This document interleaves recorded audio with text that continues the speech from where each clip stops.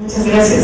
En realidad, quería primero agradecer a los directivos de Oxfam América e Interno, quienes tuvieron la iniciativa para la realización de este trabajo, a IEP por el excelente trabajo de edición, y a todas las instituciones públicas y no gubernamentales que desarrollaron en cada uno de los 3 países, no solo aceptando entrevistas, sino proporcionándonos información estadística, así como material gráfico de mapas y fotos. Queremos agradecer también a los comentaristas, a Jan y a Manuel por sus valiosos aportes. Realmente esta es la primera vez que estamos, recibiendo los comentarios a este texto. Este texto, bien lo sabemos los 4, nos hizo sufrir muchísimo, porque el tema del agua en los últimos 3 años sufrió cambios muy drásticos, ¿no? Sufrió cambios permanentes. Entonces eso hizo que cada vez que terminábamos el texto quedaba desactualizado. Y lo más curioso es que terminamos este libro en el mes de febrero y ahora hace una semana se dio la ley de aguas. Por eso es que nosotros decimos, increíble, que el texto sigue desactualizado.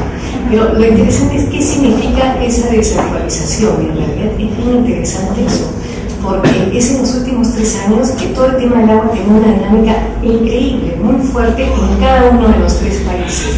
Y eso es un poco lo que quería remarcar ahora, ¿no? O sea, aquí, ¿qué encontramos en el texto? Reúne la dinámica de los 3 países en el aspecto institucional, en el aspecto físico, en el aspecto ambiental y en los marcos normativos legales. Da a conocer a los principales actores sociales en relación al agua en los 3 países. No solo a nivel de autoridades públicas, sino a nivel también de las organizaciones sociales. Da a conocer sus potencialidades, pero también sus límites, los límites de algunas organizaciones sociales, tanto públicas como privadas. La poca capacidad de generar consenso y la gran dispersión. Esta es una característica que se da en los 3 países en el tema de la institucionalidad del agua. O sea, presentan un problema de fragmentación en relación al agua. Por otro lado, llama la atención los fuertes cambios institucionales en los últimos 3 años en los 3 países. El texto presente que estamos presentando ahora lo iniciamos a fines del 2006 y, como se ha dicho, fue el inicio de una consultoría que solo duraba 4 meses. En realidad fue el inicio de un estudio que hemos tenido que ir haciendo, digamos, sobre la marcha en los últimos 3 años. El texto, lo que más nos llamó la atención a fines del 2006 era la reciente creación del Ministerio del Agua en Bolivia, que generó mucha expectativa. Nos llamaba la atención que hubiera un Ministerio del Agua en Bolivia. Sin embargo, a ello le siguieron la incorporación del tema del agua como derecho humano y de la naturaleza en la incorporación de los acuerdos de la Asamblea Constituyente del Ecuador en el año 2008, la creación de la Secretaría Nacional del Agua en el mismo 2008 con rango de ministerio. O sea, comienzan a haber una serie de cambios en todas las principales instituciones que tenían que ver con el agua, todos los últimos 3 años. En el caso del Perú, la creación del Ministerio del Ambiente también en el 2008 y de la nueva Autoridad Nacional del Agua a mediados del 2008 y a inicios del 2009 ya se implica como Autoridad Nacional del Agua. En el caso de Bolivia, la reciente incorporación también del agua como patrimonio nacional en la nueva Constitución boliviana. El tema del agua, como vemos, ha estado muy vinculado con procesos políticos en cada país. Es el caso de Bolivia con su ley de riegos, es el caso del Ecuador con la nueva constituyente y la nueva constitución, o el de Perú con los paros agrarios. Es un panorama muy rico e intenso de movilización de actores en el cual el agua es el protagonista. Eso es lo interesante. ¿Cuáles son los principales resultados a nivel físico y ambiental que presenta el texto? Lo que llegamos a la conclusión es que la disponibilidad del agua ha disminuido muchísimo en los 3 países. Actualmente hay menos agua disponible en las cuencas durante el periodo estival. Efectivamente, la deglaciación es algo muy objetivo y la frecuencia e intensidad de las lluvias, pero cuyos efectos vienen siendo poco estudiados. Estos son los capítulos que trabaja Jerón y Saskia, en los cuales comienzan a dar una serie de información física y ambiental sobre cómo los recursos naturales se van degradando.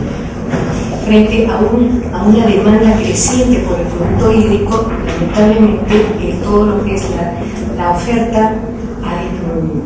La capacidad de retención del agua de las cabeceras de cuenca ha disminuido, la quema de pastos, la tala de bosques, la apertura de nuevas tierras agrícolas el sobrepastoreo y la sedimentación de reservorios, o por la implementación de programas contraproducentes como reforestar con eucalipto y pino en la sierra. Sin embargo, el crecimiento de la población y de megas ciudades como Lima, Guayaquil, etc., conlleva un incremento en la demanda de agua, pero aumentan igualmente las demandas en la agricultura, en la industria y en la minería. Todo ello incrementa la demanda no solo por agua superficial, sino también por agua subterránea. Pero todo esto nos encuentra con una falta de información técnica de cómo van nuestros recursos naturales. No hay información actualizada en los tres países.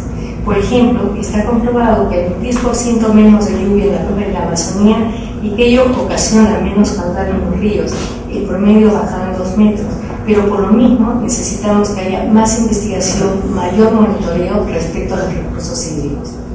Entonces, no solo hay fuertes cambios institucionales en los últimos 3 años, sino también hay cambios muy fuertes a nivel de lo que es la conservación y el mantenimiento de los recursos hídricos y en general de los recursos hídricos, pero sin embargo carecemos de información, carecemos de datos actualizados. En relación al agua y saneamiento, los datos que presentamos en el libro son cifras que preocupan en relación a la situación actual. Por ejemplo, los gobiernos de los 3 países no logran incrementar más allá del 50% de cobertura de agua potable y saneamiento para la población rural. La población en las áreas urbanas, sin acceso a conexiones domiciliares, el precio de los pobladores es sumamente alto, etc. En relación a la contaminación de los ríos sucede lo mismo. Más de la mitad de los ríos mayores de los 3 países están contaminados, sin embargo también se carecen de datos precisos. No sabemos cómo han sido sacados estos datos que hemos tenido a la mano.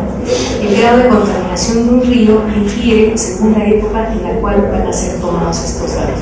O sea, lo que se reclama es la necesidad de tener mayor información, mayor cantidad de datos físicos en relación a los recursos naturales. Y las instituciones públicas tienen baja capacidad de seguimiento y vigilancia en la calidad del agua.